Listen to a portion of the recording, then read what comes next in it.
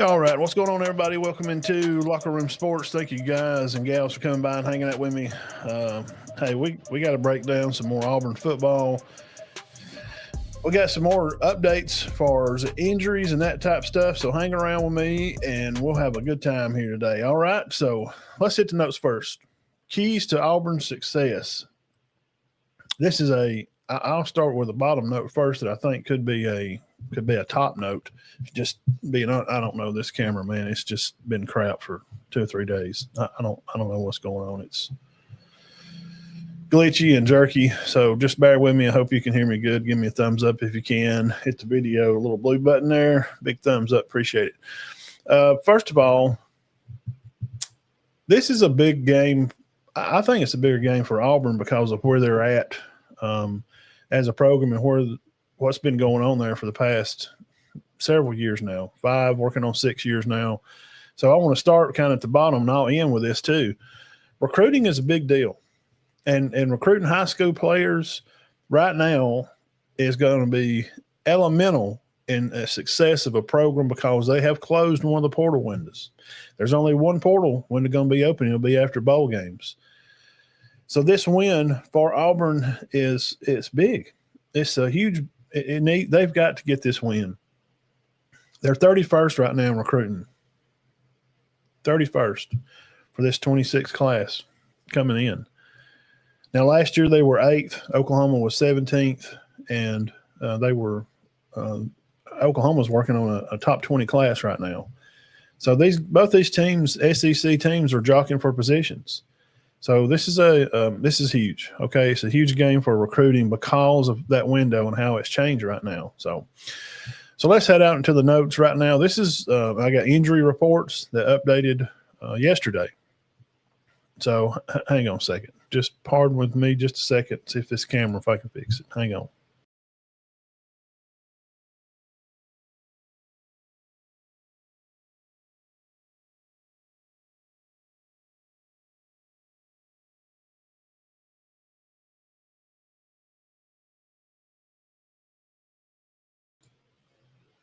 Okay. I don't know if that's fixing it or not. Sorry. I apologize for the 87th time. It's just constantly jerky and twitchy. I don't know. So, start out back here at the top. Keys to Auburn's success. Old Freeze has got the keys to get the W. So, what are the cards that he's going to have to pick from here to take this team to Oklahoma and get the win? There's some elemental things, just very elementary, that's going to happen for Auburn to be able to get this win. I mean, just some small things, some things you're already going to know, and some things, please comment and tell me you think I'm crazy or whatever. But here's some interesting tidbits. Again, with the injury reports we got from yesterday, we'll go through all that stuff, and we'll have a score prediction for the day, for the game. Keys for the W for Auburn. Well, did you know that actually these guys have played before? They did. So in the game, Arnold at Denton Geyer High School, this is Jackson Arnold's high school, he handled Mateer's Little Am High School 45-21 in a Friday night Texas Preps matchup. Arnold completed 11 of 20 passes for 135 yards and a touchdown. This is all according to Max Preps.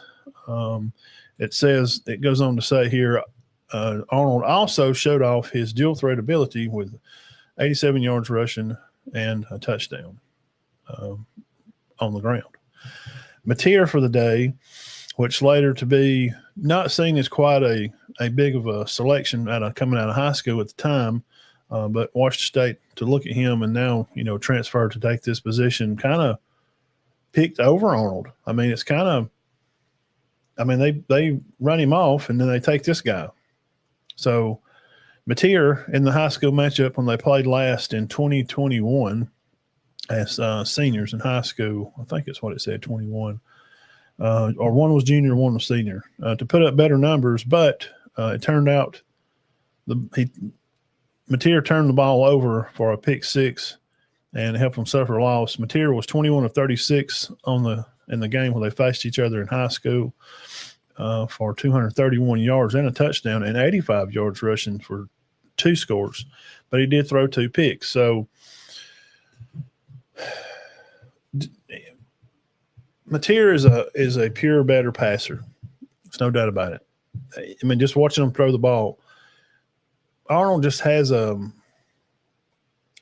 kind of the way Arch is playing right now, man. And he's got this, you 3-step drop and then you hitch to the side where you go and you throw the ball. He's got this like hitch and then hop.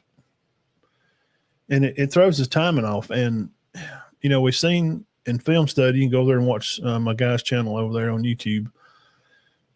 He talked about it candidly to how these type things cannot happen in this Oklahoma game, because I'm going to go through OU's defense and give you Auburn fans an idea of exactly what you're going to see. And these guys are definitely better than what they saw against South Alabama. And I saw him throw some passes where he's hitching, he's hopping, even hopping twice sometimes from what, film study guys showed us. Those kind of things can worry you as a coach, and Freeze knows it. So a lot of this is going to be coaching battle, as well as the battle that I just mentioned here between the two in high school. In those type of little moments, overall team, Arnold got the win in their last battle against each other. They played each other in high school.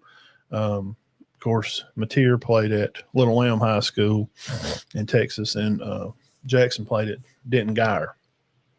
So let's talk about the Auburn quarterback some. He does have experience against this defense. He has practiced against them. But, the coach, being in Coach Venables at Oklahoma, he's got way more experience in the game of football than Jackson does. So I don't know if that's going to help. It may help some, but the way Venables disguises his defense, he just does a good job. He did it at Clemson. We've seen him go there. We've seen him win titles when he was over there running the defense, to how he shows his linebackers at one key spot. And you would assume by them, like walking up on an RPO play, talking about Arnold, and he's reading their defense, and he sees this corner walk down. Well, he knows he's going to throw the slant, because if the corner's coming down, he's not going to hand it off.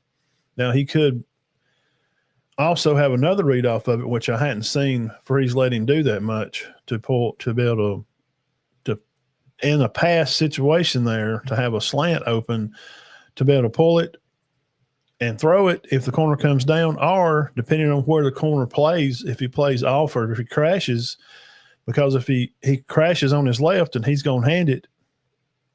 But if he crashes on the running back, then Jackson could pull it from the running back and he could run it.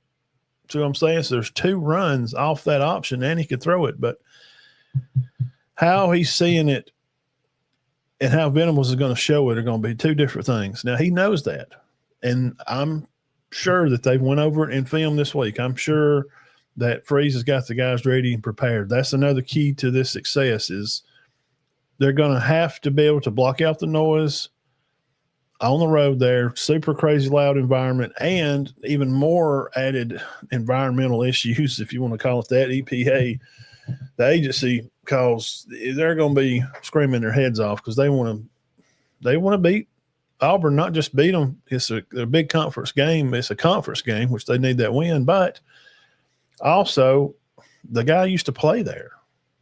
That's great. I mean, that's big. So there is some experience there with Arnold. Now, Auburn has to establish the ground attack up front. The traditional good old football style of running the football. Auburn's been even in their losing seasons, last year, Quiz was a good tailback. They run the ball pretty well, and that's just kind of what they do. Now, you're not going to see them breaking any records in passing or anything such as that, because he tried to make Thorne a passing quarterback last year, and that didn't work, because he's just not real good. Well, now Jackson's not a great passer, but he can run and get him out of trouble on some downs. When it's 3rd and 6, instead of trying to push the ball up the field, Jackson's more athletic, twitchy, It's the correct word to get up the field. So Auburn's got to set this ground attack up from the first play on. I mean, from the time the game starts. There can't be any hesitation from the offensive line. They've got to own the defensive line, and we'll go through some of their guys here in a minute and tell you Auburn fans more about this team. Now, we know you're going to pick your team to win. That's fine. You're supposed to. But I can just tell you some names and things to look forward to so you'll be a little more informed about what you're going into. This is locker room talk. We're just sitting around talking about the game, some of the players, some expectations, and things that must be done for your team to be successful. So attacking this and to be able to run the ball to cause these DBs to play up a little more, to try to run some play action. I mean, they can run play action off an RPO where it's just a straight pass, when he knows he's pulling the ball. There's no chance of him handing it off where they're going to run a play action out of that. So those are the type of things that they're going to have to do to try to wear down Oklahoma's defense, to get those guys running around and moving to running in or running out, and keep the linebackers running sideline to sideline most of the day. That's going to be a huge key for them for that. So I think that that is a good possibility. That's a possibility that they have right there in their hand, to where it's something that they can do. I mean, they can run the ball and run play action enough to keep the guys honest, and surely to make sure that they understand that Auburn's just not going to be able to line up and run the ball all day. But they're going to have some kind of explosive plays, not just throwing the ball. We'll get to that, but to run the ball. Not just because he's thrown the middle of the field. These passes are short passes, and you can look at the dots. You can go look at their passes where there's nothing big up the side, just like 1 out of 20 or something. I mean, I think they've had 10 plays at 20 plus yards. 10. Oklahoma's had like 20.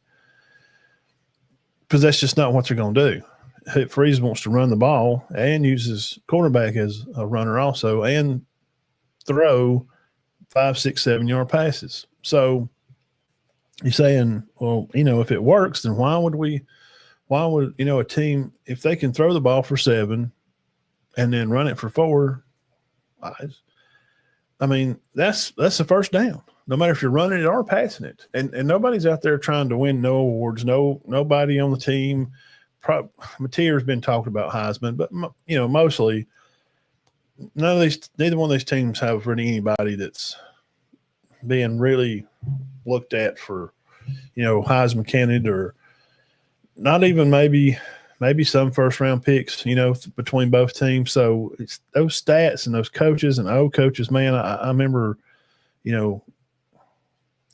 trying to run pad stats like when Mac Jones was at Bama or something. Man, they would throw the ball so much. They're trying to keep his numbers up to make him look viable from an NFL team. And I don't think that's important right now. This is where Auburn's at as a program, period, in general. They've got to win this game. What I started with recruiting, and also just for morale for the team, this is a big deal for them. So them establishing the run game to be able to have some play action and play off of that is important. The Tigers must connect on some of these deep shots to open up the Oklahoma defense and to prevent them from keying just solely on the run. I mean, that's got not just throw it down the field, but the guys are going to have to catch it. Now, we've seen some guys drop a few passes, and sometimes on third downs, and the team has to punt. That Oklahoma's defense is good enough to where they can't do that. That it's not going to be able to – you can get away with some of those slips when you're playing South Alabama and Ball State and even Baylor. You can get away with a little bit of stuff, but this is maybe the best defense they'll see all year, maybe. I don't know. We'll have to see how Georgia and Bama's defense, because just usually they're top 10 or at least 15 or so, So we're going to have to see how that turns out. Now, Auburn's defense-wise, they must effectively pressure Mateer to keep him from scrambling around and executing these design runs to prevent him from taking over the game. That is that home field check. That's the home field check. Because if he gets in there and running around and making some plays, guys, you know how it is. If you watch a lot of football, you know that let's just say if it's 7-0, Oklahoma got the ball first and they went down, and then Auburn goes down and kicks field goal, and Oklahoma gets the ball back 7-3. All right, we're getting close to the end of the first quarter at 7-3, starting the second quarter, and you feel good about where you're at. Auburn's like, hey, we're hanging in there. We're doing our job, and they're not beating us bad. We'll keep it close. We can hit a big play and get right back in there. Well, then it's let's just make an example. It's 1st and 10, ball's back on the other 40 or something, and Oklahoma gets a penalty. You're like, yeah, all right, we got a penalty. It's going to be 1st and 20. So instead of playing drop cover, they want to be cute, because this is what Durkin does. I just don't think he's that great. It's just not for me. I've just not been impressed by a lot of his stuff. Probably not anything. The adjustments is where coaches lose games. And I'm afraid if he tries to be cute on a play like that, and it's going to be funny, and he's going to sit in the house, then what? Then Mateer gets loose, and he runs over a guy up the sideline, and they get the first down. After a penalty, give you some hope, feeling this, and he scrambles around and makes a big play at home, and you know that the fans are going to go nuts. They're going to go crazy. That boosts their ego way up. So that's something, big that they're going to have to prevent him from taking the game over. And because Deion Burks and those guys are good, man. And Auburn's D-backs, still got some guys out or questionable, or still got some guys back, but not everybody. Oklahoma's got some guys out too. They're missing a few offensive linemen. So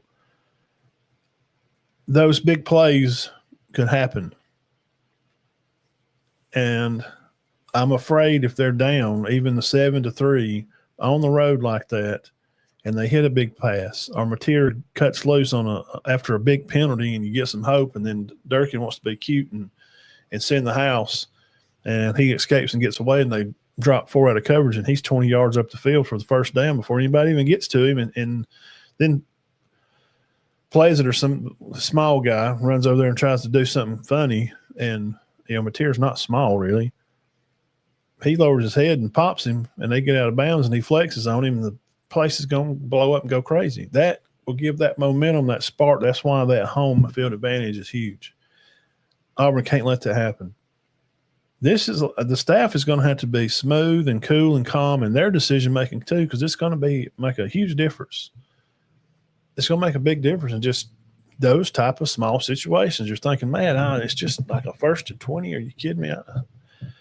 What does that matter? What's that going to be? 1st and 20, it could make a big difference. Auburn's got to be able to control that, okay? All right, second here on the list, Auburn winning the turnover battle. They've got to create some turnovers. I feel like I just mentioned their high school when they played each other in Texas there. And you see Mateer, I think he's already thrown 4 picks this year. And they ain't played but just Michigan, really. They've played a ranked Power 5 team, okay? Arnold hadn't thrown any picks. He don't throw the ball that much. So we really don't know yet. They're going to have to take care of the ball. Arnold can't throw a pick and then just to match Mateer. They're going to have to win that turnover battle. If one throws a pick, the other one just can't. Auburn's going to have to get after it up front and defensive line. They got to be ripping at the ball, try to create a turnover.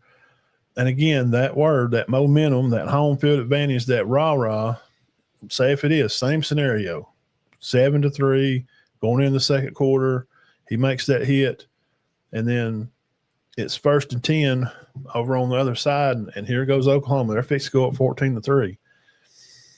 Well, they come back to the hole there with a run, and one of the Auburn guys can rip that ball out. That completely flips it. Crowd goes quiet. Auburn gets the ball. Now, not only have you created turnover, but you're trying to take some momentum and quieten their fans to stop pumping their players up. It's important. Turnovers are going to be big in this game. I think both teams are going to have a turnover.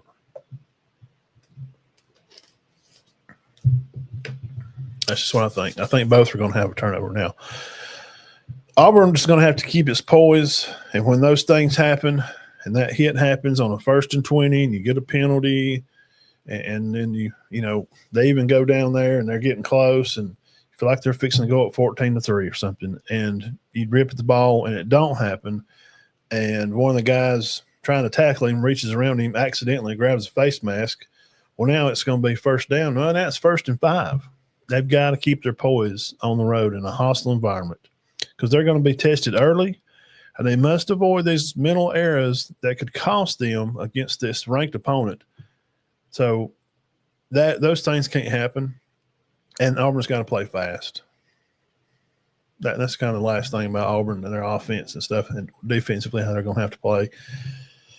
They're going to have to play fast because Mateer's going to throw the ball, they're going to set the ball down, and they're going to run the ball. They're going to run it and left and run it right, and he's going to throw it, then he's going to try to run it. Those are the keys for Freeze to drive this, pick out which one he wants to drive. Are you going to be the trusty old 87 GMC dump truck that it will make it out there, but it ain't going to make it fast? But it's solid. It'll get you a win. Or is he going to try to be cute? This is why I don't like Freeze, because of these things. He'll try to be cute somewhere, like on a 3rd and 2, and try to run a pop pass, and Jackson throws a pick. Like, why? What are you doing? Run the ball. He did this so many times last year. Dude, they lost to Missouri. That one killed me. I'm just like, the Oklahoma game too. They went to overtime. They could have. He just wants to be cute sometimes. Like I'm thinking, this guy makes millions of dollars and I don't, and he knows way more about football than I do. But just the obvious things you're seeing. Why? What? Don't try to be cute tomorrow, Freeze. Just run the freaking ball. You got 3rd and 2. Just don't try to run a pop pass, because if they expect it, their corners are good. I'm fixing to go over their guys in their defense right now. Fixing to tell you who you're going to see, Auburn. But if you just 3rd and 3 and you run out there and turn to throw a screen over there to Singleton, one of the Bowman brothers, Peyton, jumps this pass. He's gone. He's going to score. Now they were up 7-0. You got the ball. You're going to score. Down the field, we're doing good. Running the ball, pass. Arnold runs a couple of plays here. We're looking good. Hot diggity dog. Here we go, man. 3rd and 3. And because they stuffed you on the first play, maybe you only got one. Then they make a little pass, pick up 6 or 7. 3rd and 3, pop pass, trying to be funny. Bam, to the house, 14-0. So it's 14-0 going to second quarter because Freeze is trying to be cool, I guess, or trying to keep his recruits, his wide receiver recruits on the sideline, or that they're visiting or watching on TV, that he's trying to keep a 5-star receiver like this kid out of Mississippi, because they're not throwing the ball. So he's like, well, I don't want to come to Auburn. I don't throw the ball. So he's trying to be cute and be fancy. Those little things, man, keeping their poise in the games. I mean the coaches too. You're thinking, well, Matt, he's been coaching a long time. I don't care. They've never played out there. It's a completely new environment. And this is not Baylor. This is a good ranked football team that's had just as good and success in recruiting. They got some guys out there. So let's get into this defense. What are you going to see Saturday, 2:30 on ABC? Auburn's going to ride out there. They going to ride in the old dump truck and be steady, or are they going to get the keys to the 2024 Lamborghini and they're going to fly out there? But that fast, sometimes it breaks down and it don't work out for you. And these are the guys here that you don't want messing things up for you because they can. OU's defense or DBs, the Bowen, B-O-W-N, Bowen brothers, Peyton, he's a 5-star kid coming out of high school. And these are junior and senior guys. This is not their first year playing. They do have some redshirt sophomores or two and a freshman that came last year, and they're pretty good too. The Jennings kid, you're probably going to see him, 4-star senior. Williams, another DB, he's a 4-star junior. And the Johnson kid, another 4-star junior. So you got 2 seniors, 2 juniors, 4 and 5-star players. Jackson hadn't seen. He knows. I know he knows the Bowen brothers, and he's probably thrown some balls against them at practice. But it's still going to make a difference because Venables knows. He knows his team better than Arnold does. Now, defensive ends, these are some players here that could be monumental in the game. They're good up front. This is what everybody talks about. OU defensive guys up front. The Apoya kid that plays defensive end may be filling in for the suspended Thomas because he's going to be out for the first half of the game, one of their best tacklers because he got through out of the last game because it's stupid, and I don't – stop throwing these players out. You can – if it's a penalty, it's a penalty. Defensive tackle, the Dominic Williams kid, Jaden Jackson, also on the other side of the tackle. Another end, Taylor Wynn, which is expected to start if Marvin Jones Jr. is limited or he is out, which we will hit the list here in just a second. We'll pull it up, the injury list. Now, suspensions for Mason Thomas for the first half. We just talked about the game due to a targeting penalty. Injury, the status of the veteran defensive end, Marvin Jones Jr., we talked about. He's listed as questionable, and we'll look through some other players on their list and Auburn's list. But shows to be on the available report and could see the starting lineup, we think. So, lastly, and we're going to take long, just a few more minutes because it's just keys to success, not a long video. Just want to come in here and break this down and give fans something to look forward to for tomorrow since Bama and Georgia don't play, and Auburn is our other team that we cover mostly, those 3 big teams. So we do a little extra. Now, recruiting-wise, for the 24 class, Oklahoma 17th. Auburn was 8th. So that tells you the guys they got last year, what they got playing, and the money they've had to spend to keep those guys. Now, the 26 class, they're looking to be 19th right now, which those things will change for Oklahoma. And Auburn is 31st for this class. Now, again, I'll finish with this and we'll look at the injury report. This is more of an important win for Auburn. Recruiting-wise, they ain't even broke the top 20. They was down in the 70s at one time. This is a big game for them. They need to win this game to win the recruiting battle to keep some of these players from leaving because they lose this game, man. I'm telling you, a lot of these kids are going to be out. They're not going to commit. When it comes signing day at school, they're going somewhere else. And you got to be able to recruit high school kids now with this one portal only. Was 2, now there's only 1. Auburn's got to – I know Oklahoma needs to win the game too. I think it's more important for Auburn when it's for recruiting and for more stability in this program, man. It's been so bad for years. Harsin didn't recruit at all. Gus left the recruiting crap for the last year or 2 he was there. It's big for just in recruiting wise too. So Let's break this in here. Get this picture, look at the injury report, and we will get the heck out of here. Injury report coming right up. Breaking news here live on the scene. And let me pull this up where I can see it, because I can't see it that good on that little screen. Okay.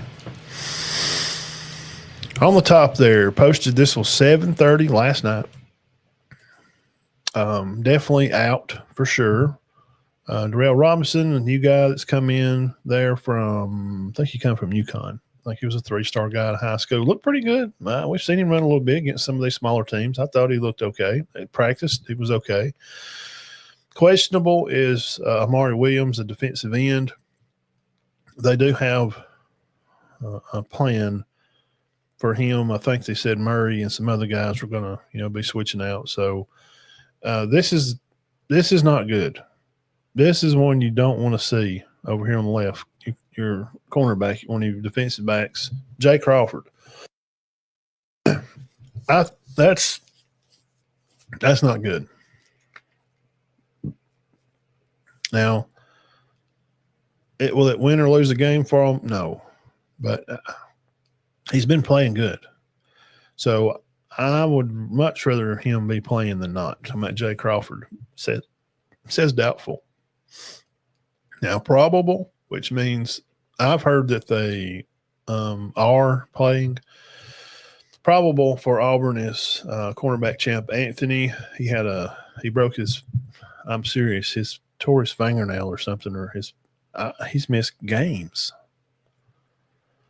I don't know if they're just holding him because they just hadn't played anybody and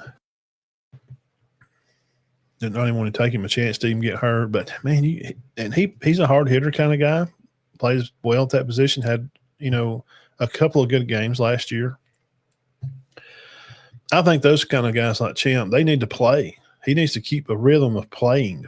I don't.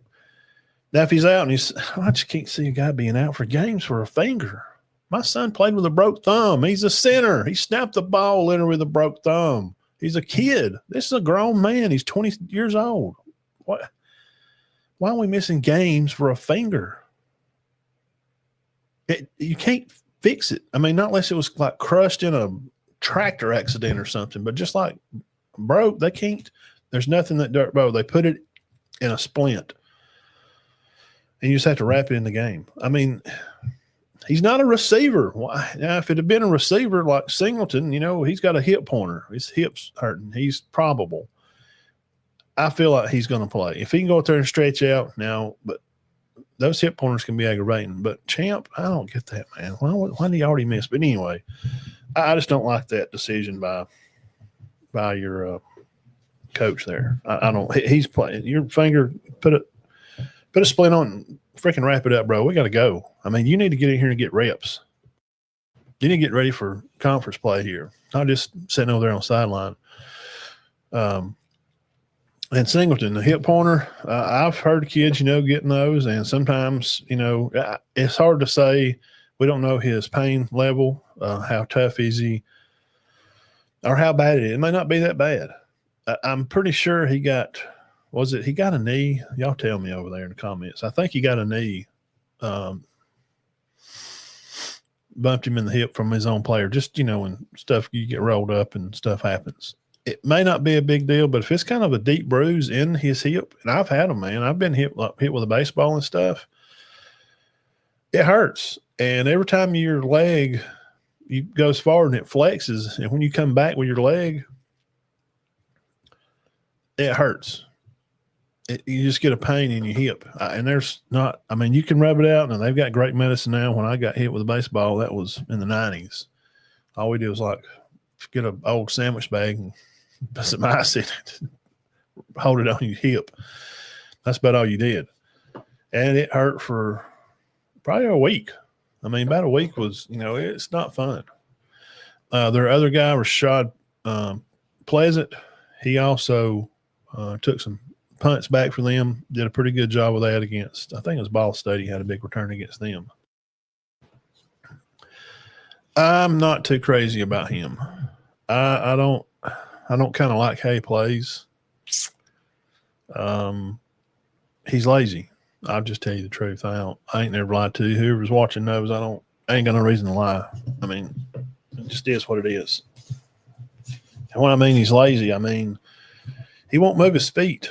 I've not coached that position, but I've been around guys that are coaching that position, and I'm doing something else. And I'm just telling you, like, I'm not a specialist at cornerback coach, but if he plays face up with a guy and they shake him at the line and grab him and they get up the 5-yard spot and he dips in and out and goes up the sideline on him and he gets turned one way, I think it's things that he can fix. I think it is. Not unless he's just not football. He just ain't football smart. Like, he just don't see things, right. Good athlete, but just sometimes there's guys who are good athletes and they just can't get it. They can't get playbooks. They run bad routes, and like Cam, he can't catch the ball sometimes. And he runs wrong routes and runs into the DBs. You should be running by them. But Pleasant, if they get up on him and get by him, he wants to grab too quick. He done it in every game. I watched, and he didn't get called for it a lot, but I'm watching him because once it happened, I started watching him because Auburn DBs have been that way for years. Whoever's coaching their DBs needs to be fired. Well, if you think you can do so much better, man, you can go down there. And I'm not saying I can do better. I'm just telling you what I see. They grab on to guys, and that kind of stuff worries me because I don't think this is the best receiving corps they're going to see by far. Alabama's receivers be the best receivers they'll see all year, for sure. But they got to figure that out. So Pleasant's supposed to be back. And then, of course, their big lineman on line, Miller, I heard he was going to be back. But Pleasant was dressed Tuesday. That's what I was told out there. Yeah, he was suited up Tuesday. And I think Singleton was on the bike Tuesday. The guy didn't say if he played. He just said he was there dressed and he was on the bike.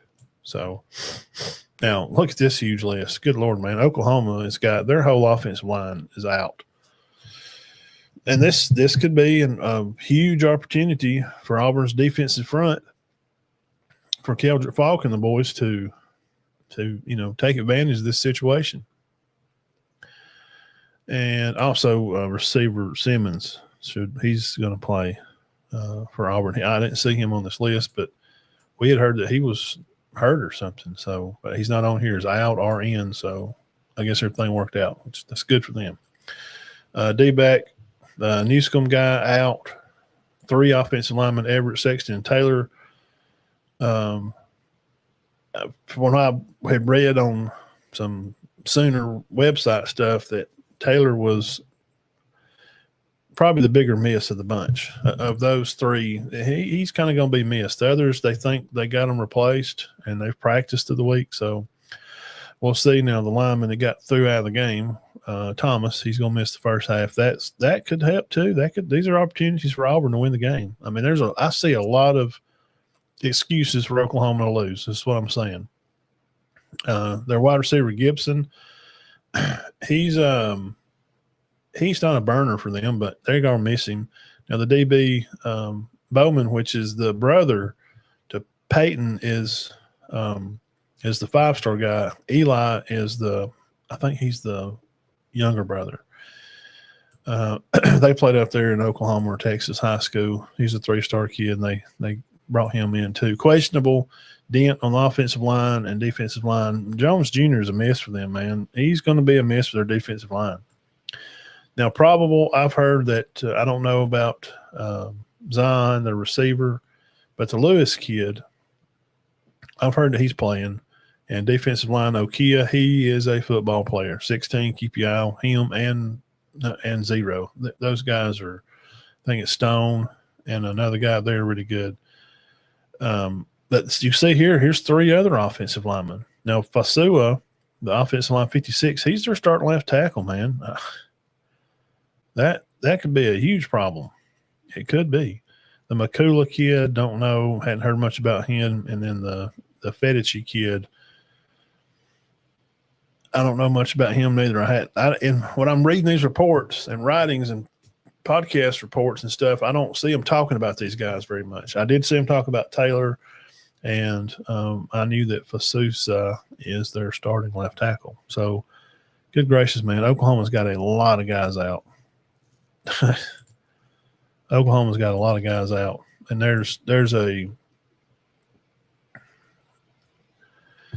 that's a chance, man. That's with those offensive linemen out. You're talking about, keeping your quarterback safe. If Auburn can get after him and do what I mentioned in one of the points up here, don't let him get comfortable. He can't run around and make some explosive play and run over one of you DBs coming up the sideline and boom, hits his head and flexes up over the DB, and then their crowd goes nuts. Because when the quarterback hits somebody, runs over, the crowd's going to go crazy.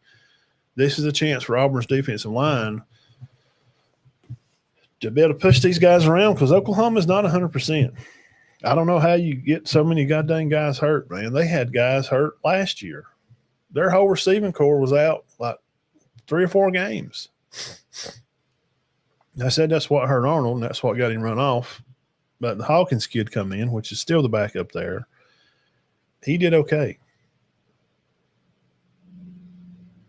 They beat Auburn last year at Auburn. So who's better? Who's improved? Which quarterback do you like better? Overall, OU's defense is better. I like Mateer better as the quarterback. I trust him more. But he has thrown more picks, but I can't judge Arnold by throwing picks because he don't throw the ball. He just don't. That's not what he does. And because Coach Freeze is not asking him to throw the ball. Just take care of the ball, throw these little dunks, and take off with it some and hand it off and try to let our line block and win the day. Keep the ball. If Auburn gets the ball first, they want to start fast and move down the field. What I know, I'm running huddle offense. We're going in a huddle. We're going to stand there and talk. We're looking at the play clocks down at like 27 seconds. I'm going to be like, all right, guys, what about that rice sandwich we had last night over at the restaurant? That was pretty good, wasn't it? Yeah, that lemonade they had, man, it was great. 17, 16. All right, you know the call. 21 Q left. All right, break. Go to the line with 10 seconds and let that clock run down. Auburn needs to let that clock tick, tick, tick. Constantly let that line and let it tick like that. Keep the clock moving. Keep running the football. Don't let the crowd get blowed up into it. Create some turnovers. Guys, Auburn, you got to get the ball. Rip it out, interception. Pick 6 would be great. And Mateer's known to turn it over some. He is. He's known to let it fly and throw it to the wrong guy. Now, Crawford not being there don't help any, but guys, you just looked at Oklahoma's team. Bro, I'll put it up there for you again. Look at all these guys they got out. Look at all these players.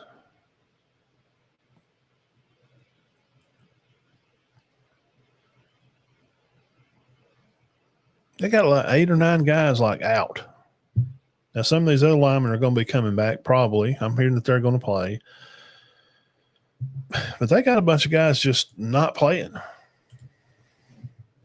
Auburn, take advantage of this offensive line shuffle that they got going on. Get some turnovers. Don't let them get in the game. Start fast, play hard. And don't look at the scoreboard. Even if – because, you shouldn't play any different by how the score is. If you're up 14, great. If you're down 14, bad. But you got to play this way the whole game. So that's the keys to success for Auburn to take control and win a huge, huge win for the program to be a good ranked football team. And it'll help them win in this recruiting battle and get them out of the 31st in recruiting. They've got to get some guys. But is Freeze going to be cute in those little situations like I was talking about on 3rd and 3 and throw a screen and guy jumps and picks it? The Bowen kid, I don't know. Or is it just run the ball? But if they get behind early, then that'll force them to throw the ball. And that's what happened to Bama at Florida State. They did run it. They run the ball well. And they got down there and kept running again, and they got penalties because the linemen can't be still. So then when it's second and on first down, you get, 3 yards, and it's 2nd and 7, there's offsides. Well, it's 2nd and 12. Now we're behind the sticks. So now we got to throw it, and it's pouring down rain on him. While they had the ball, guys dropped the ball, 3rd and 12. Run the ball, maybe see what happens. And they get 6. Now it's 4th and 6. Punt. When they got the ball back out of the end, the rain stops, the sun comes out. It was just meant to happen. So Auburn can learn mistakes from the big school up north up there, and don't play on the scoreboard.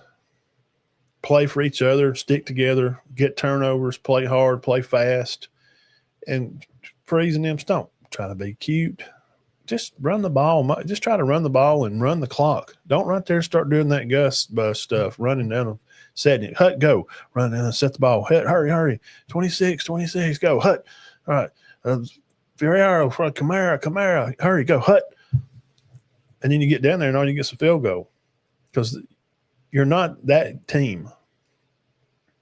Not many teams can run like that. You could run like that when you had Cam because he's one of the best college quarterbacks to play the game. You can't run like that and go down there and either get